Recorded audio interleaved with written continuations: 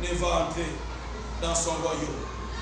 Deuxième chose, la première des choses, il a parlé de la sainteté, afin de paraître devant les saints. Deuxièmement, il dit, irrépréhensible.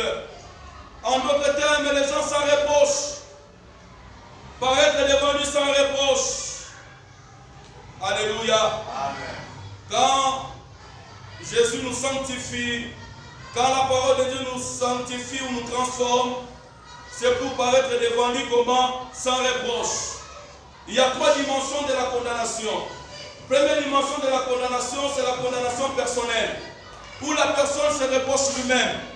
En tout cas, ce que j'ai fait là, ce n'est pas bien. En tout cas, je ne devais pas parler comme ça. Je ne devais pas réagir comme ça. Pourquoi j'ai fait ça? Bien-aimé, si tu n'as pas atteint cette dimension, c'est que tu n'es pas dans la foi. La deuxième dimension de la reproche, de la condamnation, ce sont les voisins, ce sont la famille, ce sont les frères et sœurs, ce sont les parents qui nous reprochent. Ta manière de vivre, ta manière de faire les choses, c'est pas bien. Mon frère, pourquoi tu vis comme ça? Mon frère, pourquoi tu dois avoir ce caractère? Alléluia. Amen. La reproche auprès des gens qui nous reprochent, qui nous disent que nous devons abandonner ces habitudes, nous devons abandonner ce caractère-là. Troisième dimension de condamnation, de reproche, c'est le diable, Satan le diable qui nous accuse auprès de Dieu. Il dit Steve là, malgré qu'il entre à l'église, mais sa vie à lui, sa conduite à lui n'est pas bonne.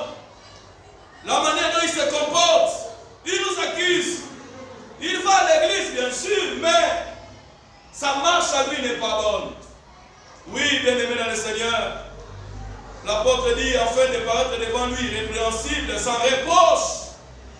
Sans reproche vis-à-vis des gens, que des chrétiens qui sont reprochables. Nous sommes faits ensemble. Non, il ne faut pas se comporter comme ça. Tu peux être quand même un exemplaire. On nous reproche, on nous reproche. Tu es servant du Seigneur, ce n'est pas comme ça que tu dois vivre. Alléluia. Amen. Reprochable vis-à-vis de la famille, vis-à-vis des gens, la condamnation personnelle, les diables qui nous accusent. Mais Dieu veut que nous, lorsque nous sommes dans la foi, que nous soyons irréprochables vis-à-vis de Dieu, vis-à-vis des gens et vis-à-vis de Satan le diable. La Bible dit dans Romains 8, le verset 2, il n'y a plus de condamnation pour ceux qui sont en Jésus-Christ. Il n'y a plus de condamnation.